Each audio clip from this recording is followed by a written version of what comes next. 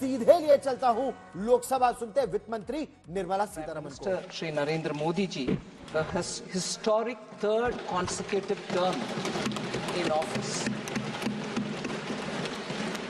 It actually reaffirms the faith the people have and the commitment with which Honorable Prime Minister is leading the country, and therefore building stability and coming up with people-centric policies. We shall all work together to build a Vikasit Bharat by the year 2047. I am extremely humbled by the trust faith. I am extremely humbled by the trust vested in me by Honorable Prime Minister, and it encourages me to work even harder to attain government's vision of Vikasit Bharat. I would like to thank all the members for having participated in this robust debate, and I'm trying here to address almost all the issues raised by the honourable members, and I shall go by issue, which would cover many members under each issue, but I'll try to name as many of them as possible.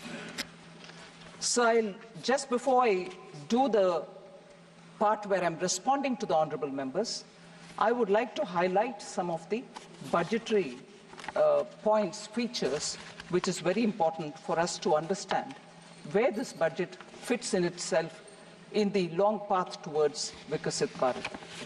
Sir, this budget actually draws upon what was mentioned in the vote on account. So essentially infuses into itself everything, almost everything said in the vote on account. And after that, of course, brings a newer addition towards making this year the first step towards the next 5 years leading towards Vikasit Bharat. So the continuity from the vote on account is something that I'd like to underline. The principle of governance has from 2014 been Sabka Saath, Sabka Vikas, Sabka Vishwas and Sabka Prayas, and following that we shall come forward and work together to make sure we overcome all the difficulties. The budget actually seeks to consolidate all the earlier accomplishments.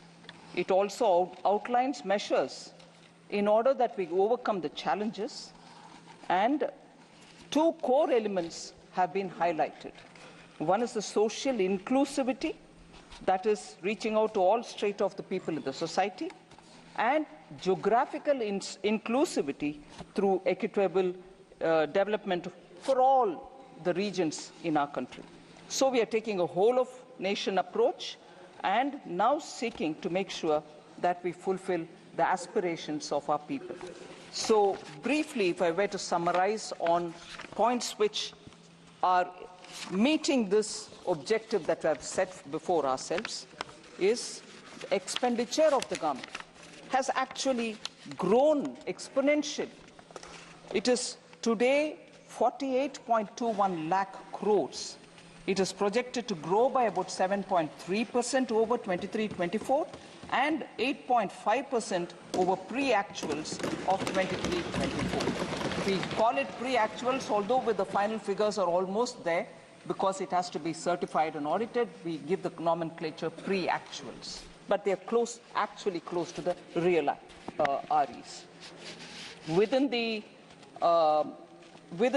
total expenditure, sir, one feature which has marked India's growth story post the COVID, it is the capital expenditure which the public money with which we are building assets, meaning government's own expenditure to build assets, to build capital expenses, are the ones, capital expenditure is the one which has actually enabled us to come out of COVID, whilst many other countries in the world are doing very many different things, but yet this one tested formula of depending on the multiplier which comes out of spending on public expenditure, spending on capital expenditure through public money, has actually yielded us such results that post-COVID, consistently we've maintained high growth rate, and we are the fastest growing in the world as a result of this very clear government's approach.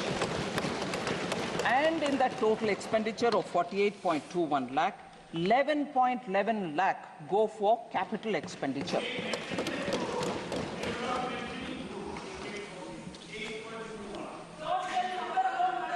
Sir, budgeted capital expenditure is now almost 3.3 times the capital expenditure which was there in 2019-20, that is prior to COVID, sir. If you actually calculate the effective capital expenditure, that is the sum which is referred to when the budgeted capital outlay and the grants and aid for creation of capital assets which is given to the states, grants and aid go to the state's capital account, but it remains in the revenue account for us. But because it also creates capital in the state's name, if we were to calculate the effective capital expenditure, it is pegged at 15.02 lakh or above 18% over the RE of 23-24. So that is the impetus we are giving for growth to be sustainable and for us to retain the growth rate that we have been very clearly attributing for the hard work of the people of this country.